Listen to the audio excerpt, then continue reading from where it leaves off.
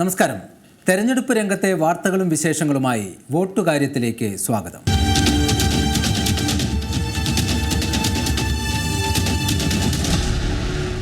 സംസ്ഥാനം പോളിംഗ് ബൂത്തിലെത്താൻ ഇനി 20 ദിവസം മാത്രമാണ് ശേഷിക്കുന്നത്. വോട്ടെടുപ്പിലേക്ക് അടുക്കും തോറും പ്രചരണ വിഷയങ്ങളും മാറി മറയുകയാണ്. പാനൂരിലെ ബോംബ് സ്ഫോടനം CPM-നെതിരെ UDF-ഉം BJP-യും ആയുധമാക്കുകയാണ്. സംസ്ഥാനത്ത് ഒരു മണ്ഡലത്തിൽ പോലും BJP ജയിക്കില്ല, രണ്ടാം സ്ഥാനത്ത് പോലും എത്തില്ല എന്ന മുഖ്യമന്ത്രി പിണറായി വിജയൻ്റെ പ്രസ്താവന വാർത്താ പ്രാധാന്യം നേടി. പാവപ്പെട്ട കുടുംബത്തിലെ മുതിർന്ന വനിതാ അംഗത്തിൻ്റെ അക്കൗണ്ടിൽ വർഷം 1 ലക്ഷം രൂപ നൽകുന്ന പദ്ധതി അടക്കം ഉൾപ്പെടുത്തിയാണ് കോൺഗ്രസ് പ്രകടന പത്രിക പുറത്തുവിട്ടത്. വോട്ടുകാര്യം ദേശീയ രാഷ്ട്രീയത്തിലേക്ക് ആണ്. ആദ്യം ദില്ലി ചലോ.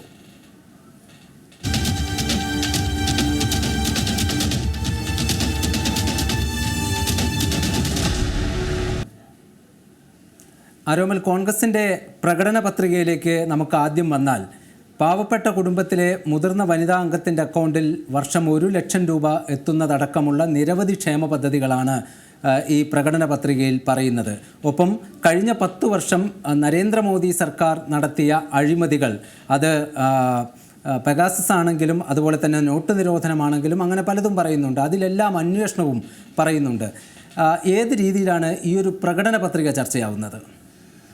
എന്തായാലും കോൺഗ്രസിൻ്റെ പ്രകടന പത്രികയാണ് ദേശീയ രാഷ്ട്രീയത്തിൽ ഇത്തവണ ഏറ്റവും വലിയൊരു ചർച്ചയാകുന്നത്. കാരണം ന്യായ് പത്ര എന്ന് പേരിട്ടാണ് അവർ ആ ഒരു പ്രകടന പത്രിക പുറത്തിറക്കിയത്. അതിൽ വോട്ടർമാരെ സ്വാധീനിക്കുന്ന അല്ലെങ്കിൽ വോട്ടർമാരെ മനസ്സിലേക്ക് എത്തുന്ന ഒട്ടനവധി വാഗ്ദാനങ്ങളും പ്രഖ്യാപനങ്ങളും എല്ലാം ഉണ്ട്. അതിലേറ്റവും പ്രധാനപ്പെട്ടത് നേരത്തെ രജീഷ് സൂചിപ്പിച്ചതുപോലെ പാവപ്പെട്ട വീട്ടിലെ സ്ത്രീകളുടെ അക്കൗണ്ടിലേക്ക് 1 ലക്ഷം രൂപ എത്തിക്കും എന്നൊരു വലിയൊരു പ്രഖ്യാപനമാണ്. അതിന്മേൽ കൂടുതൽ ചർച്ചകളൊക്കെ വേണ്ടി വരും. അതെങ്ങനെയാണ്, എന്താണ് അതിൻ്റെ മാനദണ്ഡം എന്നൊക്കെ ഒട്ടേറെ ചർച്ചകൾ എന്തായാലും വേണ്ടി വരും. അവർ അധികാരത്തിലെത്തിയാൽ അത് ആ ഒരു പദ്ധതി കൊണ്ടുവരുമെന്നാണ് പറയുന്നത്. അതോടൊപ്പം തന്നെ മണിപ്പൂർ സർക്കാരിനെ പിരിച്ചുവിടുമെന്നുള്ളൊരു വാഗ്ദാനമുണ്ട്. അതോടൊപ്പം തന്നെ CBI, ED തുടങ്ങിയ കേന്ദ്ര ഏജൻസികളുടെ ദുരുപയോഗം, കേന്ദ്ര സർക്കാർ നടത്തി വരുന്ന ദുരുപയോഗം, അത് ഞങ്ങൾ അധികാരത്തിലെത്തിയാൽ മാറ്റുമെന്നൊരു വാഗ്ദാനമുണ്ട്. അങ്ങനെ പിന്നെ ജാതി സെൻസസ് നടത്തും, പിന്നീട് OBC SC ST സംവരണം വർദ്ധിപ്പിക്കും എന്നിങ്ങനെ വാഗ്ദാനങ്ങളുണ്ട്. കേന്ദ്ര സർക്കാർ ജോലിയിൽ വനിതാ വോട്ടർമാരെ ലക്ഷ്യമിട്ട് 50% സംവരണം കേന്ദ്ര സർക്കാർ ജോലിയിൽ വനിതകൾക്ക് ഏർപ്പെടുത്തുമെന്നൊരു വലിയൊരു പ്രഖ്യാപനം എന്തായാലും ഉണ്ട്. അങ്ങനെ ഒട്ടനവധി വാഗ്ദാനങ്ങൾ എന്തായാലും ന്യായ് പത്രയിലുണ്ട്. അതിൽ എടുത്തു പറയേണ്ട കുറച്ച് കാര്യങ്ങളുണ്ട്. അത് പ്രധാനമായും ഒന്ന് ജാതി സെൻസസ് നടത്തുമെന്നുള്ളതാണ്. ജാതി സെൻസസ് നടത്തുമെന്നുള്ളൊരു പ്രകടന പത്രികയിലെ വാഗ്ദാനം അത് എത്രത്തോളം വില പോകുമെന്ന് എനിക്ക് ഇപ്പോഴും സംശയമുണ്ട്. കാരണം കഴിഞ്ഞ 5 സംസ്ഥാനങ്ങളെ നിയമസഭാ തെരഞ്ഞെടുപ്പ് എടുത്ത് നോക്കിയാൽ അതിൽ പല സംസ്ഥാനങ്ങളും, രാജസ്ഥാനിലാവട്ടെ, മധ്യപ്രദേശിലാവട്ടെ, ഛത്തീസ്ഗഡിലാവട്ടെ, അങ്ങനെ ഈ 3 സംസ്ഥാനങ്ങൾ, പ്രധാനമായി ഈ 3 സംസ്ഥാനങ്ങളിൽ അവർ ജാതി സെൻസസ് നടത്തുമെന്നൊരു പ്രഖ്യാപനം ഈ 3 സംസ്ഥാനങ്ങളിലും നടത്തിയിരുന്നു. അവർ വീണ്ടും അധികാരത്തിലെത്തിയാൽ നടത്തുമെന്നൊരു പ്രഖ്യാപനം നടത്തിയിരുന്നു. എന്നാൽ ആ പ്രചാരണം ജനങ്ങൾ തള്ളിക്കളയുന്നൊരു ഒരു റിസൾട്ടാണ് എന്തായാലും വന്നത്. ഛത്തീസ്ഗഡിലും രാജസ്ഥാനിലും മധ്യപ്രദേശിലും ഈ ഒരു പ്രചാരണം വിലപ്പോയില്ല എന്നാണ് BJP ആരോപിക്കുന്നത്. കാരണം BJPക്കാണ് അവിടെ ഭൂരിഭാഗം സീറ്റുകൾ ജയിക്കുകയും ഭരണം കിട്ടുകയും ചെയ്തത്. അങ്ങനെ നോക്കുമ്പോൾ ജാതി സെൻസസ് നടത്തുമെന്നുള്ളത് ഈ ഒരു നനഞ്ഞ പടക്കമാണ്. അതിനി കോൺഗ്രസിൻ്റെ ന്യായ് പത്രയിൽ വന്നാലും അതുകൊണ്ട് വലിയ കാര്യമൊന്നും ഇന്ത്യയിലെ ജനങ്ങൾ കൊടുക്കില്ല, അല്ലെങ്കിൽ പ്രധാനമായും ഉത്തരേന്ത്യയിലെ ജനങ്ങൾ കൊടുക്കില്ല എന്നുള്ളൊരു ഒരു കാര്യമാണ് BJP എന്തായാലും പറയുന്നത്. പിന്നീട് സംവരണം നോക്കുകയാണെങ്കിലും വനിതകൾക്ക് സംവരണം നൽകുന്നത് അത് ഞങ്ങൾ കൊണ്ടുവന്ന പദ്ധതിയാണ്. അത് വീണ്ടും കുറച്ചൊന്ന് പൊടിപ്പും തൊങ്ങലും ചേർത്ത് കോൺഗ്രസ് കൊണ്ടുവരുന്നു എന്നാണ് BJP പറയുന്നത്. പിന്നീട് വലിയൊരു പ്രഖ്യാപനം 1 ലക്ഷം രൂപ കൊടുക്കുമെന്നുള്ള, അതായത് പാവപ്പെട്ട വീട്ടിലെ വീട്ടമ്മമാർക്ക്, അത് വീട്ടമ്മമാരാണ് ഗൃഹനാഥയുടെ അക്കൗണ്ടിലേക്ക് 1 ലക്ഷം രൂപ എത്തിക്കുമെന്നുള്ളൊരു പ്രഖ്യാപനമാണ്. അങ്ങനെ വലിയ വലിയ പ്രഖ്യാപനങ്ങളുണ്ട്. എന്തായാലും അധികാരത്തിലെത്തിയാൽ ഇതൊക്കെ നടപ്പാക്കുമെന്നാണ് കോൺഗ്രസിൻ്റെ വാഗ്ദാനം. അതോടൊപ്പം തന്നെ 25 ലക്ഷം രൂപ പണരഹിത ഇൻഷുറൻസ്, ഹെൽത്ത് ഇൻഷുറൻസ് നടപ്പാക്കും. അങ്ങനെ ഇന്ത്യയിലെ പാവപ്പെട്ട എല്ലാ ജനങ്ങൾക്കും ഒരു ഫ്രീ ഹെൽത്ത് ഇൻഷുറൻസ് സർവീസ് ലഭിക്കുമെന്നൊരു പ്രകടന പത്രികയിൽ ഒരു വാഗ്ദാനമുണ്ട്. അങ്ങനെ വലിയ വലിയ പ്രഖ്യാപനങ്ങൾ എന്തായാലും കോൺഗ്രസിൻ്റെ പ്രകടന പത്രികയിലുണ്ട്. ഇതിൽ പലതും എത്രത്തോളം പ്രായോഗികമാണെന്നുള്ളൊരു ചർച്ചയും എന്തായാലും വരുന്നുണ്ട്. രജീഷ്, എന്തായാലും മഹാരാഷ്ട്രയിലെ തെരഞ്ഞെടുപ്പ് ചിത്രമാണ് ഇന്ന് നാം വിശദമായി വിലയിരുത്തുന്നത്. മഹാരാഷ്ട്രയിലേക്ക് വന്നാൽ രാജ്യഭരണം, രാജ്യം ആര് ഭരിക്കണമെന്ന് തീരുമാനിക്കുന്നതിൽ നിർണായകമായ പങ്ക് വഹിക്കാൻ മാത്രം ശേഷിയുള്ള ഒരു സംസ്ഥാനമാണ് മഹാരാഷ്ട്ര. 48 സീറ്റുകളാണ് മഹാരാഷ്ട്രയിലുള്ളത്. ഇതിൽ 41 കഴിഞ്ഞ തവണ NDA സഖ്യമാണ് നേടിയത്. പക്ഷേ ആ സമയത്ത് ശിവസേന പൂർണ്ണമായും BJPക്കൊപ്പം ഉണ്ടായിരുന്നു. ഇപ്പോൾ അത് ഷിൻഡെയുടെ ഒരു വിഭാഗം മാത്രമേ ഉള്ളൂ. അങ്ങനെയൊക്കെയുള്ള ചില തിരിച്ചടികളുണ്ടെങ്കിൽ പോലും ശക്തമായ മുന്നേറ്റം നടത്താമെന്ന പ്രതീക്ഷയിൽ തന്നെയാണ് BJP. നമുക്ക് എങ്ങനെയാണ് ഈ ഘട്ടത്തിൽ മഹാരാഷ്ട്രയിലെ ഒരു തെരഞ്ഞെടുപ്പ് രംഗം വിലയിരുത്താൻ കഴിയുക? ഒരു ഘട്ടത്തിൽ, അതായത് ഒരു കാലഘട്ടത്തിൽ 2000 മുമ്പ് അല്ലെങ്കിൽ 1990കളിലും 80കളിലുമെല്ലാം പ്രാദേശിക പാർട്ടികൾ അരങ്ങമാണിരുന്ന ഒരു രാഷ്ട്രീയമായിരുന്നു മഹാരാഷ്ട്രയിലുണ്ടായിരുന്നത്. അവിടെ പ്രധാനമായും ബാൽ താക്കറെയുടെ നേതൃത്വത്തിൽ ശിവസേനയും അതോടൊപ്പം തന്നെ ശരത് പവാറിൻ്റെ NCPയുമായിരുന്നു അവിടുത്തെ പ്രധാന രാഷ്ട്രീയ പാർട്ടികൾ. അവിടെ കോൺഗ്രസും BJP 90കൾക്ക് ശേഷമാണ് അവിടെ എത്തുന്നത്. അതിനു മുമ്പ് കോൺഗ്രസ് ആവട്ടെ ഒരു സൈഡായിട്ട് നിന്നിരുന്ന ഒരു രാഷ്ട്രീയ കക്ഷി മാത്രമായിരുന്നു കോൺഗ്രസ്. പിന്നീട് BJPയും കുറേ കാലം വരെ സൈഡായിരുന്നു ശിവസേനയുടേത്. ശിവസേനയും BJPയുമായിരുന്നു, പിന്നീട് NCPയും കോൺഗ്രസുമായിരുന്നു അവിടുത്തെ പ്രധാന സഖ്യകക്ഷികൾ.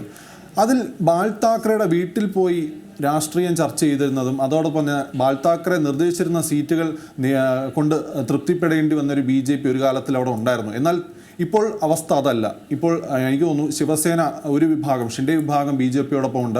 അതോടൊപ്പം തന്നെ NCPയുടെ ഒരു വിഭാഗം അജിത് പവാറിൻ്റെ നേതൃത്വത്തിലും BJPയോടൊപ്പം ഉണ്ട്. അവിടെ BJPയാണ് ഇപ്പോൾ ഏറ്റവും വലിയ രാഷ്ട്രീയ ശക്തിയായി നിൽക്കുന്നത്. ഒരു കാലഘട്ടത്തിൽ ശിവസേന എന്നുള്ളൊരു അനിഷേധ്യമായ ശക്തിയോടെ ഉണ്ടായിരുന്നുവെങ്കിൽ ഇത്തവണ അല്ലെങ്കിൽ ഈ ഒരു കാലഘട്ടത്തിൽ ഹിന്ദുത്വ രാഷ്ട്രീയം കംപ്ലീറ്റ് ആയിട്ട് BJPക്കൊപ്പം നിൽക്കുന്ന ഒരു സ്ഥിതിയാണ്. അതിൽ തന്നെ BJP എന്ത് കൊടുക്കുന്നു അതും വാങ്ങി തൃപ്തിപ്പെടേണ്ട ഒരു അവസ്ഥയിലാണ് എന്തായാലും ശിവസേന, ഷിൻഡെ വിഭാഗം അതോടൊപ്പം തന്നെ അജിത് പവാറിൻ്റെ NCP നിൽക്കുന്നത്. അവിടെ ഉദ്ധവ് താക്കറെയുടെ ശിവസേനയ്ക്ക് ഇപ്പോൾ സ്വന്തം ചിഹ്നം പോലും ഇല്ലാത്തൊരവസ്ഥയാണ്. ഇപ്പോൾ ഏറ്റവും ഒടുവിലായി തെരഞ്ഞെടുപ്പ് കമ്മീഷൻ നൽകിയ ഒരു ചിഹ്നത്തിലാണ് എന്തായാലും ഉദ്ധവ് താക്കറെ മത്സരിക്കാൻ പോകുന്നത്. ഒഫീഷ്യലായിട്ട് പണ്ട് മുതൽക്കേ ശിവസേനയ്ക്ക് ഉണ്ടായിരുന്ന ഒരു ചിഹ്നം ഷിൻഡെ വിഭാഗത്തിനാണ് എന്തായാലും ഉപയോഗിക്കാനുള്ള ഒരു അവസരമുള്ളത്. എന്തായാലും ഒരു ചിഹ്നം പോലും സ്വന്തമായി ഇപ്പോൾ പണ്ട് മുതൽക്ക് ഉപയോഗിച്ചിരുന്ന ചിഹ്നം പോലും ഇല്ലാത്തൊരവസ്ഥയിൽ ഉദ്ധവ് താക്കറെ നിൽക്കുമ്പോഴും NCPയുടെ ശക്തി എത്രത്തോളം ഉണ്ടെന്നും ഇപ്പോൾ ചോദ്യചിഹ്നമാണ്. കാരണം അജിത് പവാർ എന്നൊരു താരതമ്യേന യുവ നേതാവാണ്. അജിത് പവാറാണ് അടുത്ത NCPയുടെ നേതൃനിരയിലേക്ക് എല്ലാവരും കണ്ടിരുന്നത്. ആ NCPയാണ് അദ്ദേഹം പിളർത്തിക്കൊണ്ട് ഭൂരിഭാഗം MLAമാരുമായിട്ട് BJP പക്ഷത്തെ അല്ലെങ്കിൽ NDA പക്ഷത്തേക്ക് പോയത്. അപ്പോൾ ഇങ്ങനെ മഹായുതി സഖ്യം BJP, ഷിൻഡെ ശിവസേന പക്ഷം, അതോടൊപ്പം തന്നെ അജിത് പവാർ NCP സഖ്യം, അങ്ങനെ മഹായുതി സഖ്യമാണ് നിലവിൽ മഹാരാഷ്ട്ര ഭരിക്കുന്നത്. അപ്പോൾ എനിക്ക് ഇപ്പോഴും തോന്നുന്നു എന്തായാലും BJPയുടെ കണക്കുകൂട്ടലിൽ അല്ലെങ്കിൽ NDAയുടെ കണക്കുകൂട്ടലിൽ 48 സീറ്റെങ്കിലും ഇത്തവണ നേടുമെന്നാണ് BJP NDA മുന്നണി കണക്കുകൂട്ടുന്നത്. അതേസമയം കഴിഞ്ഞ തവണത്തെ സീറ്റ് പോലും അല്ലെങ്കിൽ പകുതി സീറ്റ് പോലും ഇത്തവണ NDAക്ക് ലഭിക്കില്ല എന്നൊരു ആത്മവിശ്വാസത്തിൽ എന്തായാലും മഹാ അഗാഡി വികാസ് സഖ്യവുമുണ്ട്. അതായത് ഉദ്ധവ് താക്കറെയുടെ ശിവസേന പക്ഷവും കോൺഗ്രസും അതോടൊപ്പം തന്നെ ശരത് പവാറിൻ്റെ NCP സഖ്യവും. അങ്ങനെ 25 മേൽ സീറ്റ് ഉറപ്പായിട്ടും ഞങ്ങൾക്ക് കിട്ടുമെന്ന് മഹാ അഗാഡി സഖ്യം പറയുമ്പോൾ 45 സീറ്റ് ഇത്തവണ 3 സീറ്റ് മാത്രം അങ്ങ് ഈ മഹാ അഗാഡി സഖ്യത്തിന്, ബാക്കി 45 കാവി അണിയുമെന്നൊരു വിശ്വാസത്തിൽ BJP എന്തായാലും നിൽക്കുന്നുണ്ട്. എന്തായാലും മഹാരാഷ്ട്ര രാഷ്ട്രീയം അങ്ങനെയാണ്. നമ്മൾ ഹിന്ദുത്വ പൊളിറ്റിക്സ് മാറ്റി നിർത്തിക്കൊണ്ട് മഹാരാഷ്ട്രയിൽ ഒന്നും തന്നെ മുന്നോട്ട് പോകാൻ പറ്റാത്തൊരവസ്ഥയാണ്. കാരണം ഈ കഴിഞ്ഞ ഒരു ഏതാനും മാസങ്ങൾക്ക് മുമ്പാണ് ശക്തമായ ഹിന്ദുത്വവാദവും മറാഠവാദവുമായി അവിടെ വലിയൊരു പ്രക്ഷോഭം അരങ്ങേറിയത്. മറാഠികൾക്ക് സംവരണം സർക്കാർ ജോലികൾ അതോടൊപ്പം തന്നെ പ്രൈവറ്റ് ജോലികളിൽ പോലും മറാഠികൾക്ക് സംവരണം വേണമെന്നൊരു വലിയ പ്രക്ഷോഭം നടത്തിയിരുന്നു. അവിടെ 10% എന്നൊരു സംവരണം മറാഠികൾക്ക് നൽകുന്ന ഒരു സ്ഥിതിയുമുണ്ട്. അങ്ങനെ മറാഠ് വിഭാഗക്കാരുടെ മുഴുവൻ പിന്തുണയും ഉറപ്പാക്കി എന്നാണ് എന്തായാലും ആ ഒരു സംവരണത്തിലൂടെ BJPയും NDAയും കണക്കുകൂട്ടുന്നത്. എന്തായാലും ജാരംഗ് പട്ടീൽ എന്ന ഒരു മറാഠ് നേതാവിനെ ഒപ്പം കൂട്ടാൻ BJP കൊടുപിടിച്ച് ശ്രമിക്കുന്നുണ്ട്. അതൊരു പരിധിവരെ വിജയിച്ചു എന്നാണ് അറിയാൻ സാധിക്കുന്നത്. എന്തായാലും രാജ് താക്കറെയുടെ നവനിർമ്മാൺ സേന വലിയ കാര്യമായ ചലനമൊന്നും ഇതുവരെ മഹാരാഷ്ട്ര രാഷ്ട്രീയത്തിൽ അദ്ദേഹം ഉണ്ടാക്കിയില്ലെങ്കിലും ഒരു ചെറിയ വോട്ട് ഷെയർ ഉള്ളൊരു നേതാവാണ് രാജ് താക്കറെയുടെ നവനിർമ്മാൺ സേന. അതും NDAക്കൊപ്പം നീങ്ങുന്നു എന്നാണ് അറിയാൻ സാധിക്കുന്നത്. അങ്ങനെ NDA ഒരു മേൽക്കൈ എന്തായാലും മഹാരാഷ്ട്ര രാഷ്ട്രീയത്തിൽ ഇപ്പോൾ NDAക്കുണ്ട്. എന്നാലും മഹാ അഗാഡി സഖ്യം വലിയൊരു വെല്ലുവിളി ഉയർത്തുമെന്ന് തന്നെയാണ് കരുതുന്നത്. ആരോമൽ പറഞ്ഞതുപോലെ തന്നെ ബാൽ താക്കറെ നൽകുന്ന സീറ്റുകളുടെ എണ്ണം കൊണ്ട് തൃപ്തിപ്പെട്ടിരുന്ന ഒരു BJP ആയിരുന്നു മഹാരാഷ്ട്രയിൽ ഉണ്ടായിരുന്നത്. എന്നാൽ ഇപ്പോഴത് സ്ഥിതി നേരെ തിരിച്ചാണ്. BJP എന്ത് നൽകുന്നു അതുകൊണ്ട് തൃപ്തിപ്പെടേണ്ട അവസ്ഥയാണ് അവരുടെ ഒപ്പമുള്ള ശിവസേനയ്ക്കുള്ളത്. കാരണം ഈ 48-ൽ 32 ഇടങ്ങളിലും BJP മത്സരിക്കുമെന്നാണ് അവർ പറയുന്നത്. 15ഓളം സീറ്റുകൾ ഷിൻഡെ വിഭാഗം ആവശ്യപ്പെട്ടെങ്കിലും 8 സീറ്റ് നൽകാമെന്നാണ് ഒടുവിൽ ധാരണയായിരിക്കുന്നത്. 3 സീറ്റ് കിട്ടിയാൽ തൃപ്തിപ്പെടേണ്ടി വരും അജിത് പവാർ. അങ്ങനെയുള്ളൊരവസ്ഥയാണ് അതിലുള്ളത്. ഇവിടെ സൂചിപ്പിച്ചതുപോലെ തന്നെ ഈ പ്രാദേശിക കക്ഷികൾ, അതുപോലെ തന്നെ പ്രാദേശിക വാദം, ഇതൊക്കെ ഈ തെരഞ്ഞെടുപ്പിൽ ഏത് രീതിയിൽ നിർണായകമാകും? എനിക്ക് തോന്നുന്നു ബി ജെ പിയുടെ ഒരു പൊളിറ്റിക്സ് എങ്ങനെയാണെന്ന് വെച്ചാൽ അവർക്ക് വേരോട്ടമുള്ള അല്ലെങ്കിൽ ഹിന്ദുത്വ പൊളിറ്റിക്സിന് വേരോട്ടമുള്ള സ്ഥലങ്ങളിൽ അവിടെ ഏതൊരു രാഷ്ട്രീയ കക്ഷിയാണ് ആ ഒരു വോട്ട് നേടിയിരുന്നത് അവരെ മുഴുവനായി വിഴുങ്ങിയെടുക്കുക എന്നൊരു രാഷ്ട്രീയം ബി ജെ പി പണ്ട് മുതലേ പയറ്റി വരുന്നതാണ്. അതിൽ ഏറ്റവും ഒടുവിലത്തെ ഉദാഹരണം തന്നെയാണ് ശിവസേനയുടെ കാര്യം. ശിവസേന രണ്ടായിട്ട് പിളർത്തുന്നതിൽ എന്തായാലും ബി ജെ പി വിജയിച്ചു. അതിൽ ഷിൻഡെ വിഭാഗത്തിന്, പ്രബലമായ ഷിൻഡെ വിഭാഗത്തിന് തന്നെ കൂടെ കൂട്ടാനും ബി ജെ പിക്ക് സാധിച്ചു. പണ്ട് മുതൽക്കേ ഉടക്കി നിന്നിരുന്ന ഉദ്ധവ് താക്കറെ മാറ്റി നിർത്തിക്കൊണ്ടാണ് ഷിൻഡെയെ എന്തായാലും കൂടെ കൂട്ടിയത്. പണ്ട് നമുക്കറിയാം ശിവസേന കൽപ്പിച്ച് നൽകുന്ന അല്ലെങ്കിൽ അവർ കൊടുക്കുന്ന സീറ്റുകൾ മാത്രം തൃപ്തിപ്പെട്ടിരുന്ന ബി ജെ പി ആണ് ഇത്തവണ സിംഹഭാഗം സീറ്റുകളിലും 32 സീറ്റുകളിലും മത്സരിക്കാൻ പോകുന്നത്. ബാക്കി നേരത്തെ രജീഷ് സൂചിച്ച പോലെ 15 സീറ്റോളം ഷിൻഡെ ചോദിച്ചുവെങ്കിലും 8 സീറ്റ് നൽകാം, അത് സ്വന്തം ചിഹ്നത്തിൽ അല്ലെങ്കിൽ ശിവസേന ചിഹ്നത്തിൽ മത്സരിച്ചോളൂ, ബാക്കി സീറ്റുകൾ നിങ്ങൾ സ്ഥാനാർത്ഥിയെ വച്ചോളൂ, പക്ഷേ അത് ബി ജെ പി ചിഹ്നത്തിലായിരിക്കണം മത്സരിക്കേണ്ടതെന്നൊരു നിബന്ധന അല്ലെങ്കിൽ ഒരു കണ്ടീഷനാണ് അമിത്ഷാ വച്ചു എന്നാണ് അറിയാൻ സാധിക്കുന്നത്. മറിച്ച് നമ്മൾ അജിത് പവാറിൻ്റെ കാര്യം അങ്ങനെ തന്നെയാണ്. എൻ സി പിക്കും അവർ ചോദിച്ച 8 സീറ്റ് എന്തോ ആണ് അവർ ചോദിച്ചത്, അല്ലെങ്കിൽ അതിൽ 8 സീറ്റിൽ 3 നിങ്ങൾ എൻ സി പി ചിഹ്നത്തിൽ ആളെ നിർത്തിക്കോളൂ, ബാക്കി ബി ജെ പിയുടെ ചിഹ്നത്തിൽ മത്സരിക്കണമെന്നാണ് ബി ജെ പി നേതൃത്വം നൽകിയിരിക്കുന്ന ഒരു കണ്ടീഷൻ. അങ്ങനെ ബി ജെ പി എന്ത് പറയുന്നു അതനുസരിച്ച് മുന്നോട്ട് പോകണം എന്നതാണ് ഇപ്പോൾ മഹാരാഷ്ട്ര രാഷ്ട്രീയത്തിലെ സ്ഥിതി. എന്തായാലും ബി ജെ പി പെട്ടെന്ന് തന്നെ ഷിൻഡെ വിഭാഗത്തിലെ പല നേതാക്കളെയും മുഴുവനായി വിഴുങ്ങുന്ന ഒരു അവസ്ഥയിലേക്ക് എന്തും. അങ്ങനെ ഷിൻഡെ തന്നെ ചിലപ്പോൾ ബി ജെ പിക്ക് അല്ലെങ്കിൽ ബി ജെ പിയിലേക്ക് പോകുന്നൊരവസ്ഥയുണ്ടോ? അങ്ങനെയാണെങ്കിൽ ശിവസേന ബി ജെ പിക്ക് ലയിക്കുന്ന ഒരു അവസ്ഥ തന്നെ ഉണ്ടാവാൻ അടുത്ത കാലത്ത് തന്നെ സാധ്യതയുണ്ട്. ചിലപ്പോൾ ഈ ഒരു ലോക്സഭാ ഇലക്ഷൻ കഴിയുമ്പോൾ തന്നെ ബി ജെ പി ഏറ്റവും വലിയൊരു ശക്തിയായി, അനിഷേധ്യ ശക്തിയായി എന്തായാലും മഹാരാഷ്ട്രയിൽ മാറാൻ സാധ്യതയുണ്ട്. അടുത്തവണ ഒറ്റയ്ക്ക് നിയമസഭയിൽ അധികാരം പിടിക്കാനായിരിക്കും എന്തായാലും ബി ജെ പി ശ്രമിക്കുക. അവിടെ വേറൊരു സഖ്യത്തിനും സാധ്യതയില്ലാതെ ഒറ്റയ്ക്ക് ലോക്സഭാ തെരഞ്ഞെടുപ്പിൽ നിങ്ങൾ ഒന്ന് അയയൂ, കൂടുതൽ സീറ്റുകളിൽ ബി ജെ പി മത്സരിച്ചോളാം, നിയമസഭാ തെരഞ്ഞെടുപ്പിൽ പരിഗണിക്കാമെന്നൊക്കെയാണ് പറയുന്നത്. എന്തായാലും അത് ഏത് രീതിയിലായി മാറുക എന്നുള്ളത് ആരോമൽ സൂചിപ്പിച്ചതുപോലെ തന്നെ നമുക്ക് ഈ തെരഞ്ഞെടുപ്പിന് ശേഷം കണ്ടറിയാം. ഇനി മഹാവികാസ് അഘാഡിയിലേക്ക് വന്നാൽ അവിടെ കോൺഗ്രസിനൊപ്പമുള്ളത് എൻ സി പിയുടെ പാതിയും ശിവസേനയുടെ പാതിയും മാത്രമാണ്. അവരുടെ ഒരു പ്രതീക്ഷ എത്രത്തോളമാണ്? വലിയൊരു പ്രതീക്ഷ ഞാൻ കണക്ക് കൂട്ടുന്നില്ല. കാരണം നമുക്കറിയാം കഴിഞ്ഞ തവണ കേവലം അത് പിളരാത്ത ശിവസേനയായിരുന്നു ഒന്ന് എൻ ഡി എയോടൊപ്പം ഉണ്ടായിരുന്നു നമുക്ക് വേണമെങ്കിൽ വാദിക്കാം. എന്നാൽ ഇത്തവണ അതല്ല സ്ഥിതി. നമുക്ക് പിളർന്ന ശിവസേനയാണെങ്കിലും ഉദ്ധവ് താക്കറേക്ക് ഉള്ളൊരു ശക്തി അല്ലെങ്കിൽ ഉദ്ധവ് താക്കറയുടെ കൂടെ നിൽക്കുന്ന ശിവസേനയ്ക്ക് എത്രത്തോളം ശക്തിയുണ്ട് നമുക്ക് ഇപ്പോൾ ഒരു സംശയത്തിൻ്റെ നിഴലിലാണ് നിൽക്കുന്നത്. അതോടൊപ്പം തന്നെ അജിത് പവാറിനേക്കാൾ ശക്തിയായിട്ട് N C P Sharad Pawar വിഭാഗം നിൽക്കുന്നു എന്ന് നമുക്ക് വിശ്വസിക്കാൻ തൽക്കാലം നിർവാഹമില്ല. കാരണം ഭൂരിഭാഗം എം എൽ എമാരും അജിത് പവാറിനൊപ്പമാണ്.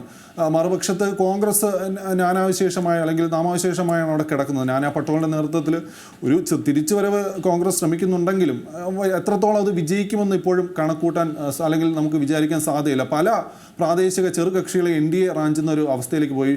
ആർ എസ് പി എന്നുള്ളൊരു ആർ എസ് പി, നമ്മൾ കേരളത്തിലെ ആർ എസ് പി അല്ല, അവിടെ ഒരു ആർ എസ് പി ഉണ്ട്. ആ ആർ എസ് പിയെ പോലും, പ്രാദേശിക കക്ഷിയെ ആർ എസ് പിയെ പോലും ബി ജെ പി അല്ലെങ്കിൽ എൻ ഡി എ മുന്നണിയിലേക്ക് എത്തിക്കുന്നൊരു സാഹചര്യമുണ്ട്. അതോടൊപ്പം തന്നെ ഞാൻ നേരത്തെ സൂചിപ്പിച്ചതുപോലെ മറാഠി പ്രക്ഷോഭത്തിൽ മുൻനിരയിലുണ്ടെന്ന ജാരംഗ് പട്ടീലിനെ പോലും ബി ജെ പി റാഞ്ചുന്ന ഒരു അവസ്ഥയുണ്ട്. അങ്ങനെ മുഴുവനായിട്ടും മറ്റ് ചെറു പ്രാദേശിക കക്ഷികൾ ബി എസ് പിയും സി പി എമ്മും പോലുള്ള കക്ഷികൾ മാറ്റി നിർത്തൽ മറ്റു പല കക്ഷികളും എൻ ഡി എയിലേക്ക് പോകുന്നൊരവസ്ഥയുണ്ട്. അങ്ങനെ നോക്കുമ്പോൾ എൻ ഡി എ മുന്നണി തന്നെയായിരിക്കും ശക്തിയായിട്ട് ഇപ്പോഴും നിൽക്കുന്നത്. വേണമെങ്കിൽ നമുക്ക് അല്ലെങ്കിൽ കോൺഗ്രസിൻ്റെ വാദം അല്ലെങ്കിൽ മഹാഗാഡി സഖ്യത്തിൻ്റെ ഒരു വാദം 25 മുതൽ സീറ്റ് ഇത്തവണ നേടുമെന്നൊരു വാദത്തിൽ നമുക്ക് വേണമെങ്കിൽ ഒരു 10 സീറ്റ് വരെ ചിലപ്പോൾ അഘാഡി വികാസ് സഖ്യത്തിന് ലഭിച്ചേക്കാം. കഴിഞ്ഞ തവണത്തെ പോലെ 40 മുതൽ സീറ്റ് ചിലപ്പോൾ എൻ ഡി എക്ക് ലഭിച്ചില്ലെങ്കിലും ഒരു 35 എൻ ഡി എക്ക് ലഭിക്കാനും സാധ്യത, അല്ലെങ്കിൽ 35-40 ഇടയിലെങ്കിലും എൻ ഡി എ ഉറപ്പായിട്ടും നേടാൻ സാധ്യതയുള്ളൊരു സ്ഥലം തന്നെയാണ് എന്തായാലും മഹാരാഷ്ട്ര. എന്തായാലും ഈ ലോക്സഭാ തെരഞ്ഞെടുപ്പ് മാത്രമല്ല, മഹാരാഷ്ട്രയിൽ മൊത്തം പിടിമുറുക്കാനുള്ള ഒരു ശ്രമമാണ് ബി ജെ പി നടത്തുന്നത് എന്ന് തന്നെ വേണം ഇതിലൂടെ മനസ്സിലാക്കാൻ. അതിൽ ഏത് രീതിയിലുള്ള മാറിമറിച്ചിലുകൾ ഉണ്ടാകുമെന്നത് തെരഞ്ഞെടുപ്പിന് ശേഷം കണ്ടറിയേണ്ട കാര്യം തന്നെയാണ്. ഇനി സംസ്ഥാനത്തെ തെരഞ്ഞെടുപ്പ് പ്രചരണത്തിൻ്റെ വിശദാംശങ്ങളിലേക്കാണ്. 20-ൽ ആര്?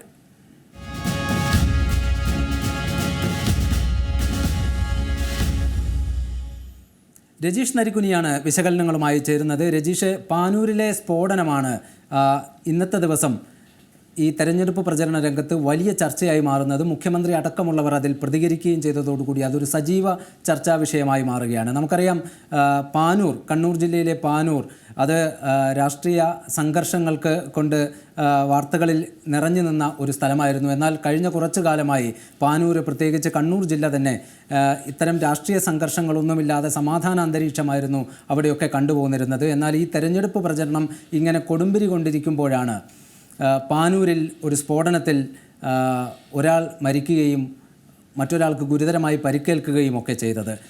അതും ബോംബുണ്ടാക്കുന്നതിനിടെയാണ് ഈ സ്ഫോടനം ഉണ്ടായത് എന്നതാണ് മറ്റൊരു പ്രത്യേകത.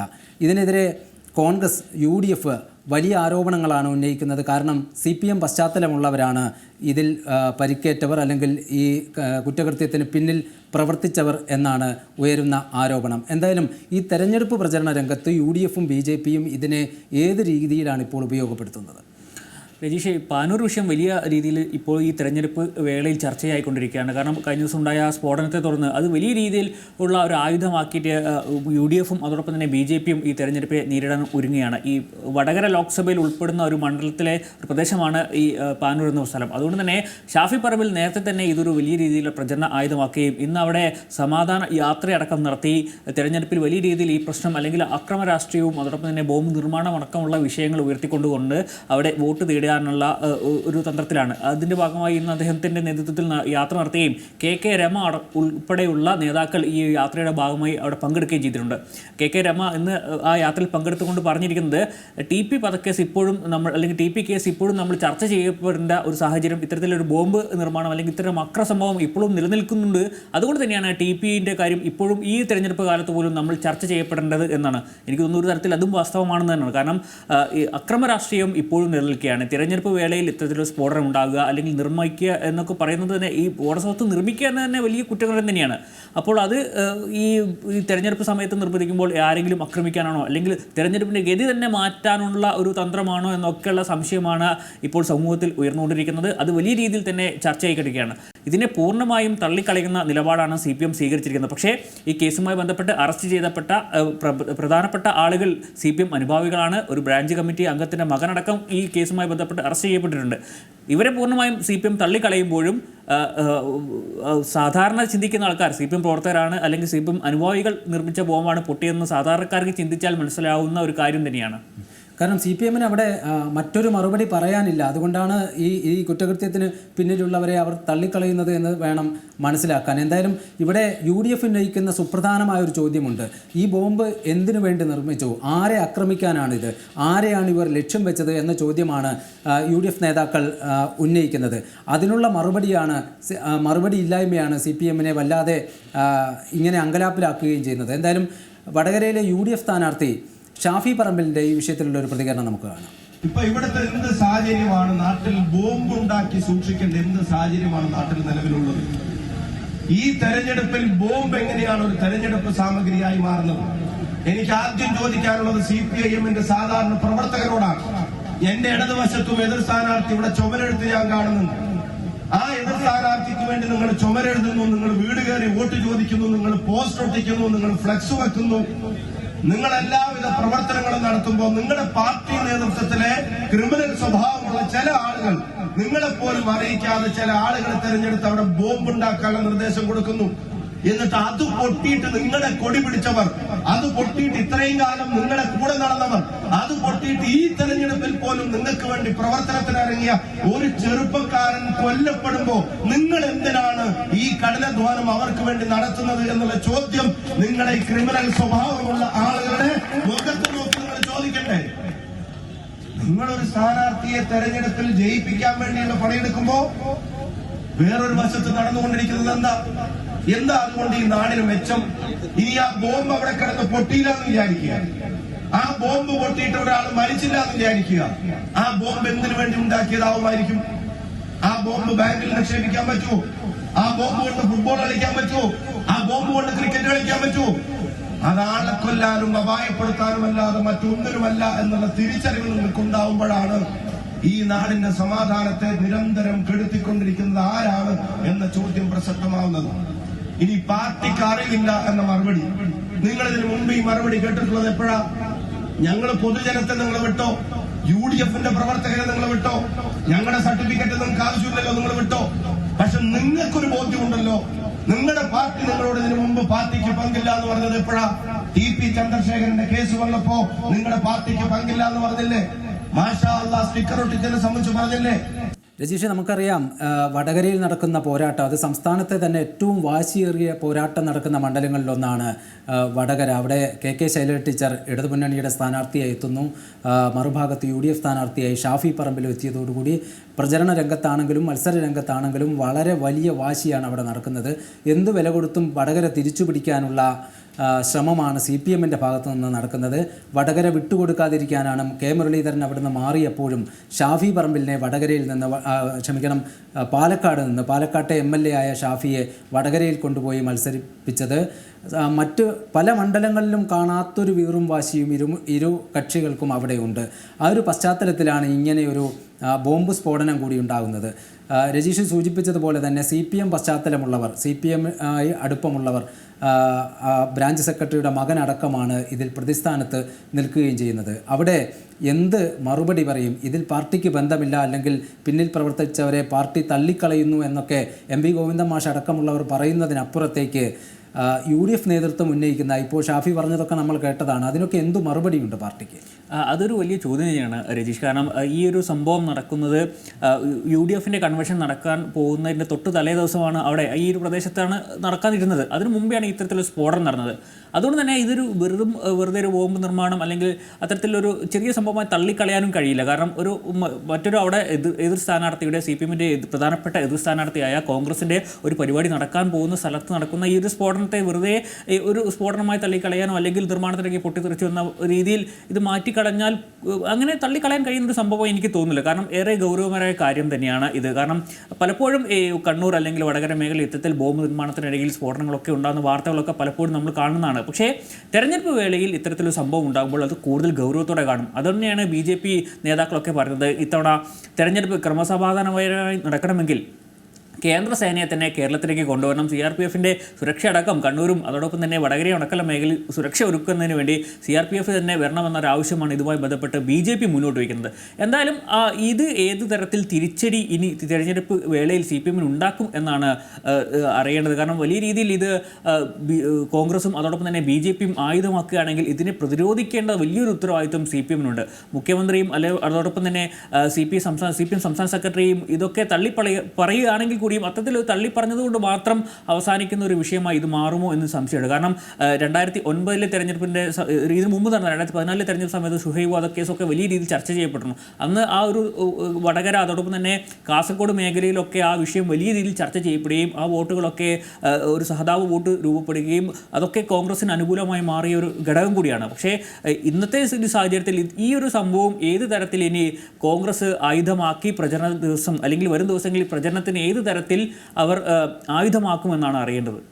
എന്തായാലും അക്രമ രാഷ്ട്രീയം വടകരയിൽ പലപ്പോഴും CPM-ന് വലിയ തിരിച്ചടിയായി മാറിയിട്ടുണ്ട്. TP ചന്ദ്രശേഖരൻ്റെ കൊലപാതകവുമായി ബന്ധപ്പെട്ട് ഒന്നിലേറെ തെരഞ്ഞെടുപ്പുകളിൽ CPM-ന് അത് തിരിച്ചടിയായി മാറിയിട്ടുണ്ട്. പരാജയം ഏറ്റുവാങ്ങേണ്ടിയും വന്നിട്ടുണ്ട്. TPയുടെ ഭാര്യ KK രമ ഇന്ന് നിയമസഭയിലുമുണ്ട്. എന്തായാലും ഈ ഒരു സംഭവവുമായി ബന്ധപ്പെട്ട് മുഖ്യമന്ത്രി പിണറായി വിജയൻ്റെ തന്നെ പ്രതികരണം വന്നിട്ടുണ്ട്. നമുക്ക് മുഖ്യമന്ത്രിയുടെ പ്രതികരണം കാണാം. നിയമവിരുദ്ധമായ ഒരു പ്രവർത്തനമാണ്. ആ നിയമവിരുദ്ധമായ പ്രവർത്തനത്തെ ശക്തമായ നിയമ നടപടികളിലൂടെ നേരിടും. അക്കാര്യത്തിൽ യാതൊരു സംശയവും ഉണ്ടാകേണ്ടതായിട്ടില്ല. ഇവിടെ അതുമായി ബന്ധപ്പെട്ടുള്ള അന്വേഷണം പോലീസ് ഗൗരവമായി തന്നെ നടത്തുന്നുണ്ടാവും. അത് നടത്തിക്കൊണ്ടിരിക്കുകയാണ്. അതാണ് കാണുന്നത്. അങ്ങനെ ഒരു റിപ്പോർട്ട് ഉണ്ടോ എന്നുള്ളത് എനിക്കറിയില്ല. അതെങ്ങനെയാണ് അത്തരം കാര്യങ്ങൾ മനസ്സിലാക്കുന്നത് അറിയില്ല. അത്തരം റിപ്പോർട്ട് അവിടെ ആർക്കെതിരെയാണ് കലാപം നടത്താനുള്ളത്? ആ മണ്ഡലം ഇപ്പോ ഇടതുപക്ഷ ജനാധിപത്യ മുന്നണി നല്ല രീതിയിൽ വിജയിച്ച് വരാൻ പോകുന്ന മണ്ഡലമാണ്. സാധാരണഗതിയിൽ ഒരു തരത്തിലുള്ള ആശങ്കയും LDF-നില്ല. LDF-ലെ പ്രമുഖ കക്ഷിയാണല്ലോ CPIM. ആ CPIM-ന് ഈ തെരഞ്ഞെടുപ്പിന്റെ ഫലത്തെക്കുറിച്ച് യാതൊരു ആശങ്കയും ആ മണ്ഡലത്തിലില്ല. പിന്നെ എന്തിനാണ് മറ്റു തരത്തിലേക്ക് നീങ്ങുന്നത്? ഇത് CPIM-മായി യാതൊരു ബന്ധവുമില്ല എന്ന് CPM തന്നെ കൃത്യമായി വ്യക്തമാക്കി കഴിഞ്ഞ കാര്യമാണ്. പിന്നെ രാഷ്ട്രീയമായ ആരോപണങ്ങൾ അത് സാധാരണഗതിയിൽ ഉയർത്തുന്നുവെന്ന് മാത്രമേ ഈ ഉയർന്ന ആരോപണങ്ങളെ കുറിച്ച് കാണേണ്ടതായിട്ടുള്ളൂ. ഈ സംഭവവുമായി ബന്ധപ്പെട്ട ഒരു ഇൻ്റലിജൻസ് റിപ്പോർട്ടിൻ്റെ കാര്യമാണ് മാധ്യമപ്രവർത്തകർ ഇപ്പോൾ മുഖ്യമന്ത്രിയോട് ചോദിച്ചത് നമ്മൾ കേട്ടത്. അതായത് ഇങ്ങനെ ബോംബ് നിർമ്മാണവുമായി ബന്ധപ്പെട്ട് അല്ലെങ്കിൽ അതിലേക്ക് സൂചന നൽകുന്ന ഒരു ഇൻ്റലിജൻസ് റിപ്പോർട്ട് ഉണ്ടായിരുന്നില്ലേ എന്ന മാധ്യമപ്രവർത്തകരുടെ ചോദ്യത്തിന് അങ്ങനെയൊരു റിപ്പോർട്ടുമുള്ളതായിട്ട് തനിക്കറിയില്ല എന്ന് പറയുകയാണ് ചെയ്യുന്നത്. പറയുന്നത് ആരാണ്? സംസ്ഥാനത്തിൻ്റെ ആഭ്യന്തര വകുപ്പ് കൈകാര്യം ചെയ്യുന്ന മുഖ്യമന്ത്രിയാണ് എന്നുകൂടി ഓർക്കണം. അങ്ങനെയൊരു ഇൻ്റലിജൻസ് റിപ്പോർട്ടുണ്ട് എന്ന കാര്യം തനിക്കറിയില്ല എന്നാണ് പറയുന്നത്. എന്തായാലും ഇതൊക്കെ ഏത് രീതിയിൽ വിശ്വാസത്തിലെടുക്കും പൊതുജനങ്ങൾ എന്നാണ് നമുക്ക് വിലയിരുത്താൻ കഴിയുക രജീഷ്. കാരണം ഇവിടെ ഷാഫി പറമ്പിലിൻ്റെ ബൈറ്റ് നമ്മൾ അല്പം മുമ്പ് കേട്ടതാണ്. ഷാഫി പറയുന്നൊരു കാര്യമുണ്ട്. എം വി ഗോവിന്ദ മാസ്റ്റർ പറഞ്ഞു ഇതിൽ പാർട്ടിക്ക് ഒരു ബന്ധവുമില്ല, അല്ലെങ്കിൽ ഈ കുറ്റകൃത്യത്തിൽ ഇടപെട്ടവർക്ക് CPM-ഉമായി ഒരു ബന്ധവുമില്ല, അവരെ പാർട്ടി മുന്നേ തന്നെ തള്ളിപ്പറഞ്ഞതാണ് എന്നൊക്കെയുള്ള ന്യായീകരണങ്ങളാണ് പറയുന്നത്. അതിന് ഷാഫി പറഞ്ഞ മറുപടി, ഇത്തരം വിശദീകരണങ്ങൾ CPM-ൻ്റെ ഭാഗത്ത് നിന്ന് നമ്മൾ ഏറ്റവും ഉച്ചത്തിൽ കേട്ട ഒരു സംഭവം TP ചന്ദ്രശേഖരൻ്റെ കൊലപാതകമായിരുന്നു. ആ കൊലപാതകം നടന്നപ്പോഴും പാർട്ടിക്ക് ഇതിലൊരു ബന്ധവുമില്ല, പാർട്ടിയുമായി ബന്ധപ്പെട്ട ആരും ഈ കുറ്റകൃത്യത്തിൽ പങ്കാളിയായിട്ടില്ല എന്ന വിശദീകരണമാണ് അന്നും പാർട്ടി നൽകിയത്. പക്ഷേ ആ കേസ് അന്വേഷിച്ചു, അതിൽ പ്രതി ചേർക്കപ്പെട്ടവരാരൊക്കെ, അതിൽ ശിക്ഷ അനുഭവിച്ചവരാരൊക്കെ, ഇന്നും ജയിലിൽ കഴിയുന്നവരാരൊക്കെ എന്നതൊക്കെ നമ്മുടെ മുന്നിലുള്ള തെളിവുകളാണ്. അതുപോലൊരു മറുപടിയായി മാത്രമല്ലേ ഇപ്പോൾ ഗോവിന്ദ മാസ്റ്ററുടെ ആണെങ്കിലും അല്ലെങ്കിൽ മുഖ്യമന്ത്രിയുടെ ആണെങ്കിലും ഒക്കെ മറുപടിയെ പൊതുജനങ്ങൾക്ക് കാണാൻ കഴിയുകയുള്ളൂ. തീർച്ചയായിട്ടും അങ്ങനെ തന്നെ കാണാൻ കഴിയുള്ളൂ. കാരണം ഇതിന് മുമ്പുണ്ടായിരുന്ന തള്ളിപ്പറയലിൻ്റെ ശേഷം എന്തൊക്കെ സംഭവിച്ചു എന്ന് നമുക്കറിയാം. അത് നേരത്തെ സൂചിപ്പിച്ചുള്ള TP വധക്കേസും ഇതിന് മുമ്പുണ്ടായിരുന്ന പല കൊലപാതക കേസുകളിലും CPM-നോ അല്ലെ പാർട്ടിക്കോ പങ്കില്ല എന്ന് പറയുമ്പോഴും അറസ്റ്റിലായവരൊക്കെ CPM അനുഭാവികളോ CPM പ്രവർത്തകരോ ഒക്കെ ആയിരുന്നു, അല്ലെങ്കിൽ CPM-ന് വേണ്ടി അത്തരത്തിൽ അക്രമം നടത്തിയവരായിരുന്നു പിന്നീട് അറസ്റ്റ് ചെയ്യപ്പെട്ടെന്ന് കാലങ്ങൾ പിന്നീട് തെളിയിച്ചതാണ്. അതൊക്കെ ചരിത്രം നമ്മളുടെ മുമ്പിലുള്ള കാര്യം തന്നെയാണ്. അതുകൊണ്ട് തന്നെ ഇപ്പോഴുള്ള ഈ തള്ളിപ്പറച്ചിൽ അല്ലെങ്കിൽ ഈ ഒരു കേസിൻ്റെ അന്വേഷണം അത് അവസാന ഘട്ടം എന്താകുമെന്നൊക്കെ നമുക്ക് ഏകദേശം ഇപ്പോഴും ഊഹിക്കാവുന്ന കാര്യം തന്നെയാണ്. പാർട്ടിക്ക് ബന്ധമില്ല എന്ന് പറയുമ്പോൾ അവരെ പൂർണ്ണമായും തള്ളിക്കളഞ്ഞുകൊണ്ട് അവർ സ്വമേധയാ ബോംബ് നിർമ്മാണത്തിലേക്ക് ഏർപ്പെട്ടു എന്ന തരത്തിലേക്കൊക്കെ ഈ കേസിൻ്റെ അന്വേഷണ റിപ്പോർട്ടൊക്കെ ഒരുപക്ഷെ വരും ദിവസങ്ങളിലൊക്കെ വന്നേക്കാം. പക്ഷേ അടിസ്ഥാനപരമായി നമ്മൾ നോക്കുമ്പോൾ ഈ തള്ളിപ്പറഞ്ഞ സംഭവങ്ങളൊക്കെ ഒരു പങ്ക് അല്ലെങ്കിൽ CPM-ന് ഒരു പങ്കുണ്ട് എന്ന് ഒക്കെ പിന്നീട് കാലങ്ങൾ തെളിയിച്ചതാണ്. ഈ ഒരു കേസുമായി ബന്ധപ്പെട്ടും ഇനി ഇപ്പോൾ രാഷ്ട്രീയപരമായി നമ്മൾ നോക്കുകയാണെങ്കിൽ കോൺഗ്രസും അതോടൊപ്പം തന്നെ BJP-യും ഉയർത്തുന്ന ഈ പ്രതിരോധം വടകരയിൽ മാത്രമല്ല ഈ ഒരു സംഭവം ഒരു പക്ഷേ മറ്റു മണ്ഡലങ്ങളിലേക്കുമൊക്കെ വ്യാപിപ്പിക്കാവുന്ന അല്ലെങ്കിൽ വ്യാപകമായ രീതിയിൽ UDF ഒക്കെ പ്രചരണത്തിന് ഉപയോഗിക്കാവുന്ന ഈ സംഭവം ഇതിനെ എങ്ങനെ ഇനി CPM പ്രതിരോധിക്കും എന്നാണ് നമുക്ക് അറിയേണ്ടത്. ഇനി കുറഞ്ഞ ദിവസങ്ങൾ മാത്രമേ തിരഞ്ഞെടുപ്പിനുള്ളൂ.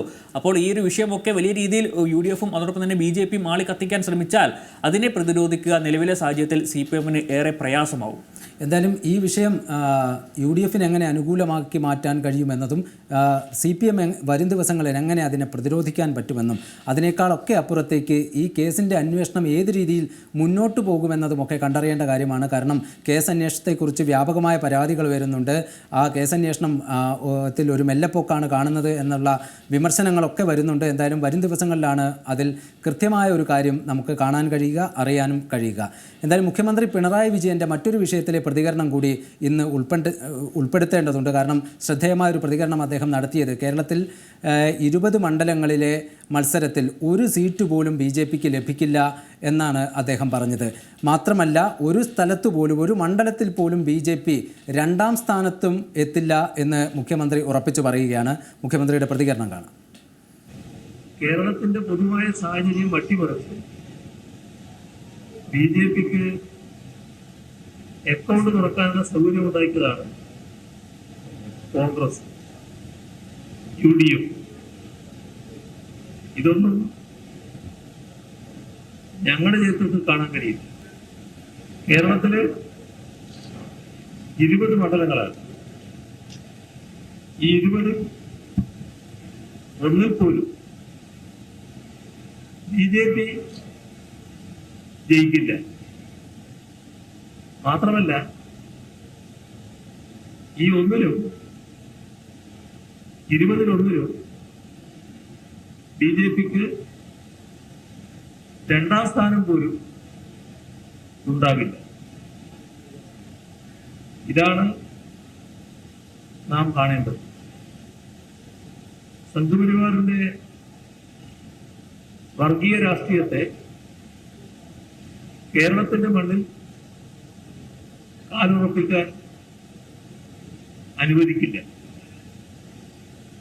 രാഷ്ട്രത്തിനും ജനതയ്ക്ക് നേരെ സംഘപരിവാർ ഉയർത്തുന്ന